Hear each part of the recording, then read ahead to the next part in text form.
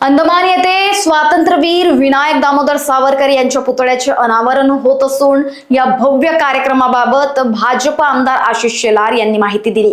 अनावरण सोहळा मोहन भागवत, केंद्रीय गृहमंत्री अमित शाह तसेच मंगेशकर कुटुंबाच्या सहकार्याने आयोजित करण्यात आलाय। सावरकरांवर आधारित एक विशेष कॉफी टेबल बुक देखील प्रकाशित करण्यात येणार असल्याचं त्यांनी सांगितलंय। शेलार म्हणाले, प्रखर हिंदुत्व आणि देशभक्तीच्या मार्गदर्शनासाठी सावरकरांचे विचार आजही दिशादर्शक आहेत। महायुतीत आम्ही एकत्र निवडणुका लढण्याचा आणि जिंकण्याचा निर्धार केलाय। राहुल गांधी यांनी सावरकरांविषयी केलेल्या विधानावर प्रतिक्रिया देताना शेलार म्हणाले, तो अपमानजनक अपवाद आहे। तळपायाची आग मस्तकात नेणारी ती टिप्पणी होती, असंही आशिष शेलार यावेळी म्हणाले। हा कार्यक्रम सगळ्यांसाठी खुला आहे।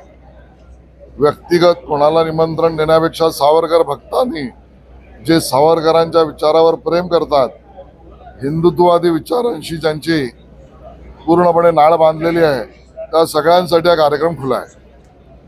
मला वाटतं काँग्रेस सोबत असल्यामुळे आणि आगामी महापालिकेच्या निवडणुकीच्या तोंडावरती ठाकरे या कार्यक्रमाला उपस्थित राहतील। मुळामध्ये या कार्यक्रमातून पुन्हा एकदा प्रखर हिंदुत्ववाद, स्वातंत्र्यवीर सावरकरांच्या विचारावरची निष्ठा आणि पंडित हृदयनाथ मंगेशकर यांनी गायलेलं रचलेलं गीत याच्यावर प्रेम करणारे सगळे आमच्या बरोबर उभे राहतील, ही आमची अपेक्षा आहे।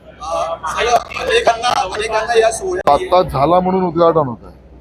अनेकांना या सोहळ्यास उपस्थित राहणं शक्य नाहीये, त्यामुळे मुंबई किंवा महाराष्ट्रामध्ये भाजपतर्फे काही वेगळे कार्यक्रम या निमित्ताने घेण्यात येणार आहे का? स्वातंत्र्यवीर सावरकरांच्या विचारावर आणि त्यांनी दिलेल्या देशभक्तीच्या मार्गक्रमणीवर सातत्याने भारतीय जनता पार्टी कार्यक्रम करत असते आणि हा सुवर्णयोग आहे की ज्या वेळेला परमपूज्य सरसंघचालक मोहन भागवतजी बरोबर माननीय गृहमंत्री अमित शहाजी आणि मंगेशकर कुटुंब एकत्रित येत आहेत। आम्हालाही सहभागिता मिळते। नरेंद्र हेटे, अमेय हेटे व्हॅल्युएबल ग्रुप या सगळ्याच्या आयोजनामध्ये प्रमुख भूमिका करते आणि तिकडचे राज्यपाल लेफ्टनंट जनरल जे आहेत ते सुद्धा येत आहेत। मला वाटतं हा कार्यक्रमाचा सहभागिताच या कार्यक्रमाच्या माध्यमातून सावरकरांच्या विचारावर प्रतिबद्धता दाखवणार आहे।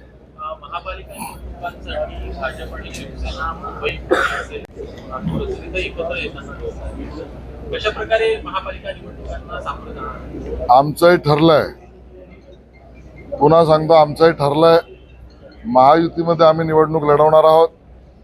राज्यभरातल्या सगळ्या महानगरपालिकांच्या निवडणुकीत एकत्रित लढू, एकत्रित जिंकू आणि महाविकास आघाडीला एकत्रित पराभूत करू। सर, योगायोगाची बाब अशी की उद्या तुम्ही या भव्य संमेलनाचं अनावरण करतो। दुसरीकडे आज मात्र पुण्यामध्ये त्याच स्वातंत्र्यवीर सावरकरांचा बदनामी केल्याप्रकरणी राहुल गांधी यांच्या विरोधात खटल्याची सुनावणी आहे। सातत्याने राहुल गांधी या सुनावणीला अनुपस्थित राहत आहेत, सुरक्षेचं कारण ते देत आहेत।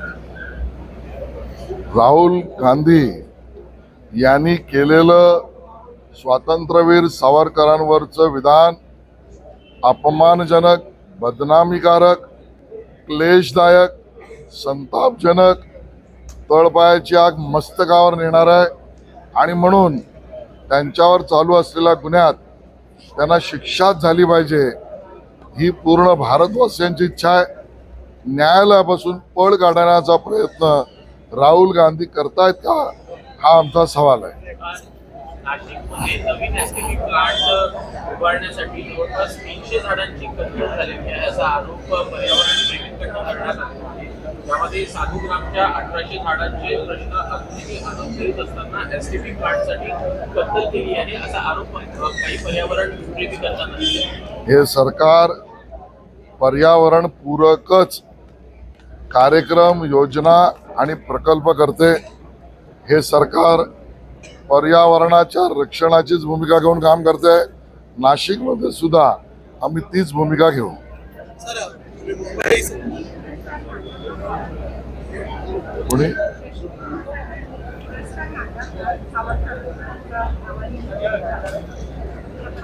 मला याची माहिती नाही, माहिती घेऊन सांग।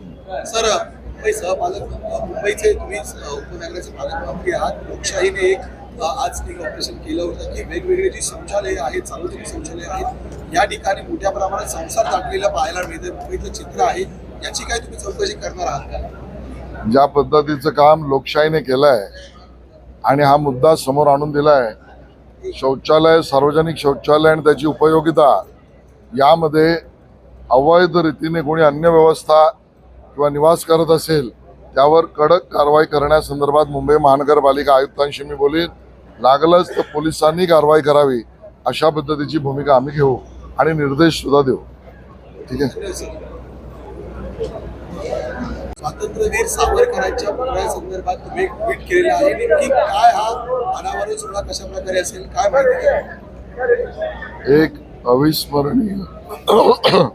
एक अविस्मरणीय आणि महत्वाचा आनंददायी कार्यक्रम उद्या अंदमान या ठिकाणी पूर्णाकृती स्वातंत्र्यवीर सावरकरांचा भव्य पुतळा याचं अनावरण सार्वजनिक जागेवर होणार आहे.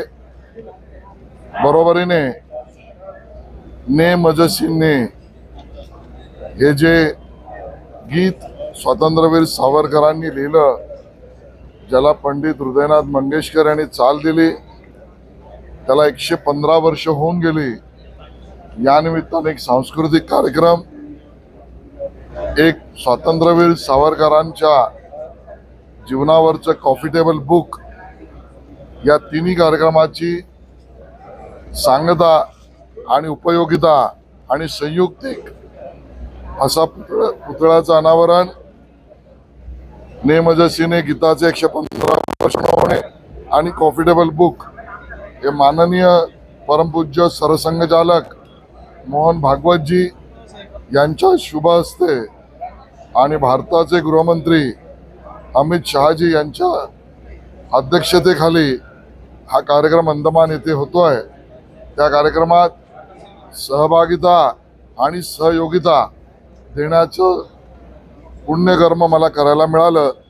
असा एक अविस्मरणीय कार्यक्रम की ज्या ठिकाणी पंडित हृदयनाथ मंगेशकरजी, उषा मंगेशकरजी, हे मंगेशकर कुटुंब सुद्धा अंदमानला त्या ठिकाणी येणार आहे आणि ते गीत ने मजसीने हेही सादर करणार आहेत. सर, सातत्याने सावरकरांच्या मुद्द्यावरती आपण लोकवाहिनी मीडियाकरिता विशाल बंबडवार, नागपूर.